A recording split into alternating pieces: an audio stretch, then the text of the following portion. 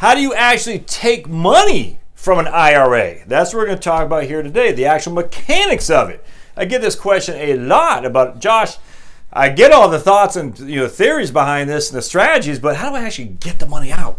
We're going to talk about that here today. So I'm going to show you a little bit on my fancy schmancy whiteboard with that. And that's just Picasso drawing there. So if you heard it here first, man, I am the next Picasso.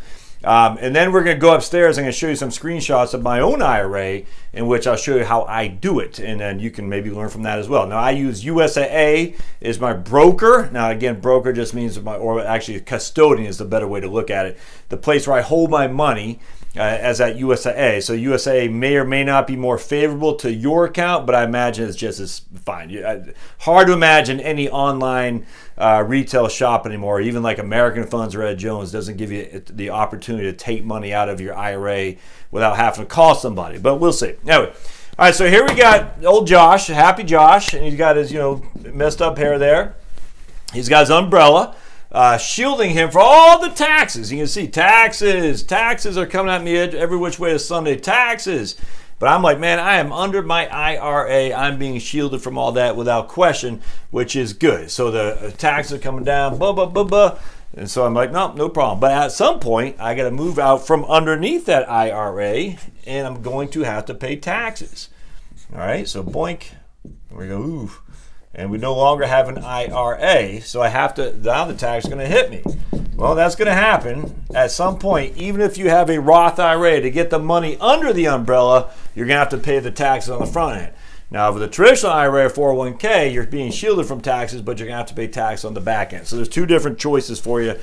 Obviously, if you've been following the YouTube channel, read my books, you know I love the Roth for sure. Not in every circumstance, but generally speaking, I do. It's my default go-to guy.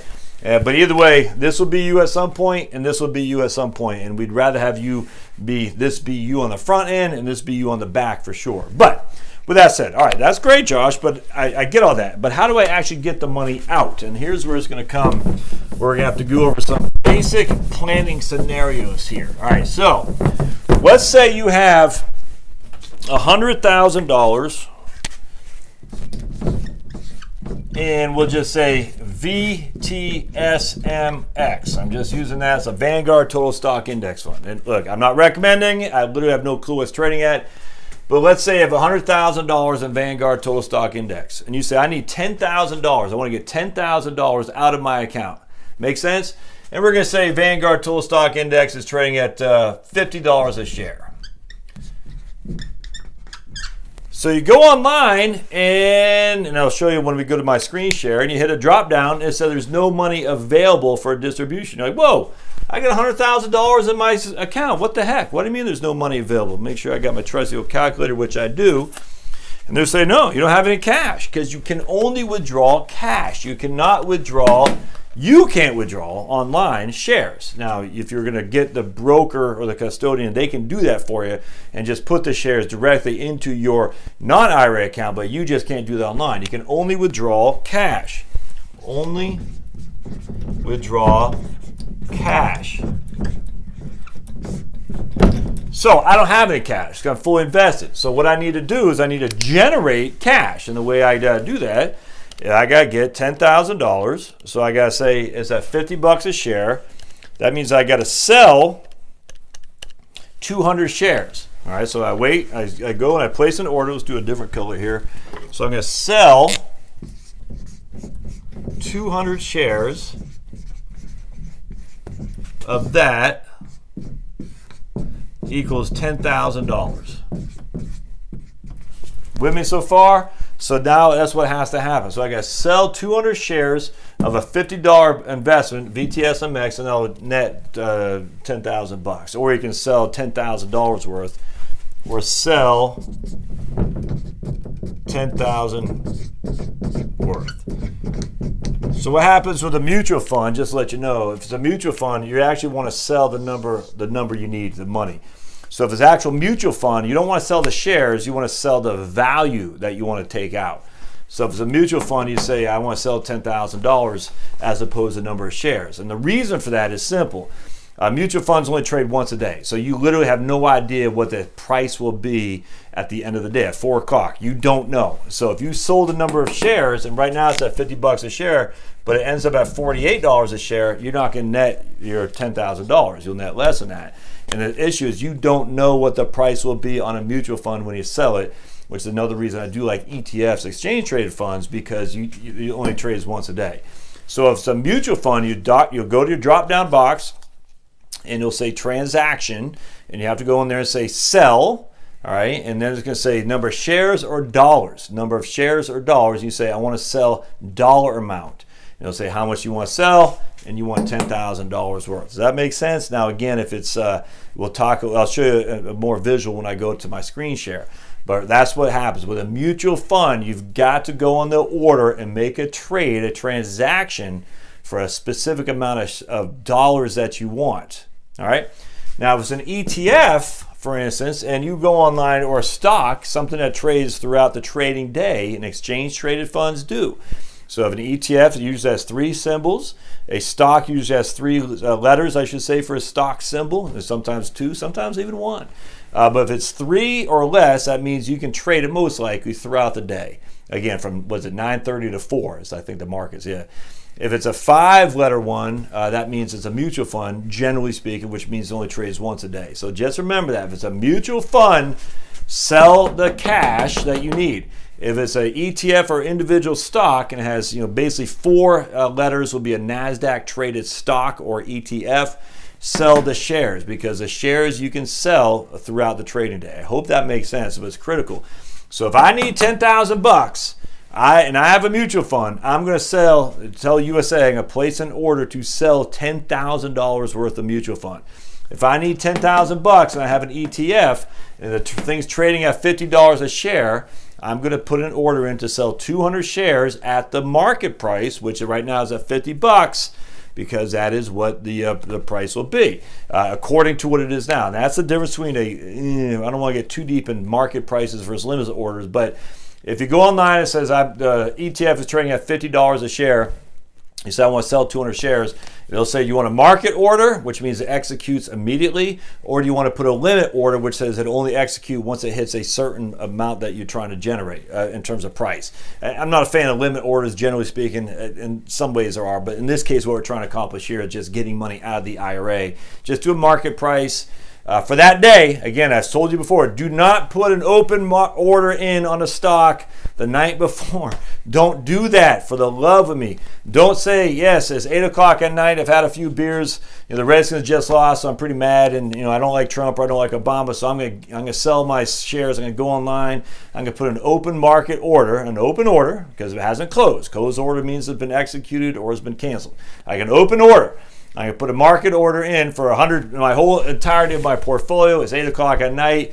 That means I'll wake up in the morning and the markets will have done something, and that means I could either get hammered because the price fell off a cliff because of something happened out in the Middle East, something happened with a tweet, something happened with the earnings call, something happened, and my open order will be executed at first available price, which could be 20% lower than what it was the night before. I've happened right here to this guy on the Qs. I've told you before, when I was at Schwab on the trading desk, I put an open market order. It was a Yahoo. Maybe it was Yahoo. I think it was a Qs. Anyway, we're talking back then. It was in 1999 or 19 or something like that. So it wasn't a huge amount of money for me, but it's pretty much a pretty significant portion of my liquid net worth. That pained me. So don't do that. All right, so we want to put a market order in. Let's say it's 2 o'clock in the afternoon. You say, yeah, I need $10,000. Go online, process a transaction, sell 200 shares of my ETF, VOO. Right now it's trading at $50. You want us to execute this? Yep. It costs you $4.95 a trade or whatever it is. Yep. Click, click, done.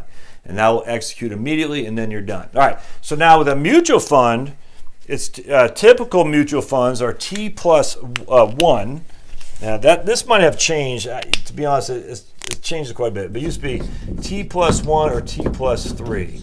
So like for a USAA, if I was to trade a USAA fund, I'd have access to the cash the following day. So I put the order in, that morning, I'd have access to the cash, not at the end of the night, but the following day, if memory serves.